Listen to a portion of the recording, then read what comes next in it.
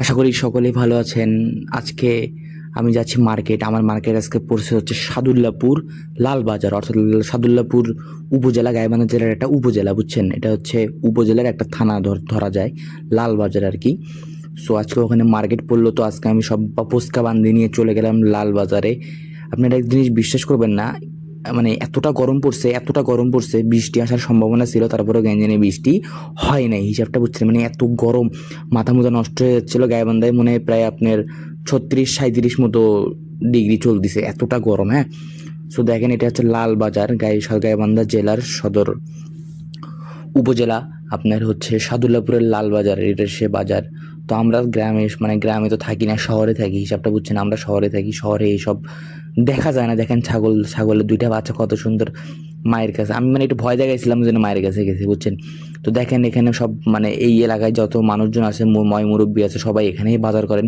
আর এখানে মোটামুটি সব কিছুই পাওয়া যায়, আলু পেঁয়াজ, মানে মাছ মাংস বাদে মানে মাছটা পাওয়া যায়, মাছের বাজার আছে।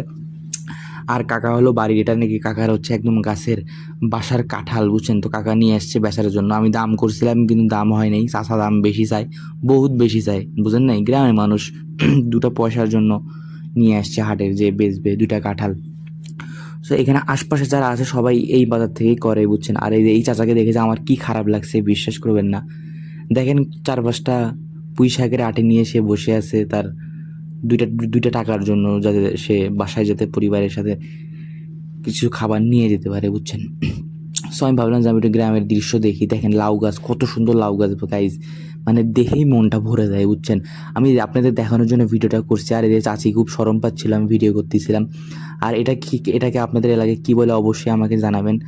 আর হলো আরেকটা কথা, আমার এই পেজ এবং ইউটিউব চ্যানেল যেটা আছে মুহিব ভাই, আপনারা অবশ্যই সবাই সাবস্ক্রাইব করে দিবেন এবং পাশে থাকবেন।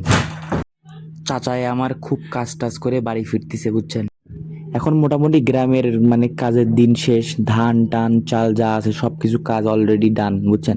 এখন গ্রামে অতটাও চাপ নাই। আগে যখন আমি মোটরসাইকেল নিয়ে মার্কেটে যাইতাম, সারা রাস্তায় গেলে ধান শুকাচ্ছে, গুছাচ্ছে, হাবি জাবি হ্যান ত্যান বহুত কিছু, বুঝছেন? আর গাইজ, যাই হোক, ভিডিওটা ভালো লাগলে অবশ্যই আমার এই ইউটিউব চ্যানেলটা সাবস্ক্রাইব করে দিবেন এবং আমার ফেসবুক পেজটা ফলো দিয়ে পাশে থাকবেন আরও নতুন নতুন ভিডিও পাওয়ার জন্য। ধন্যবাদ।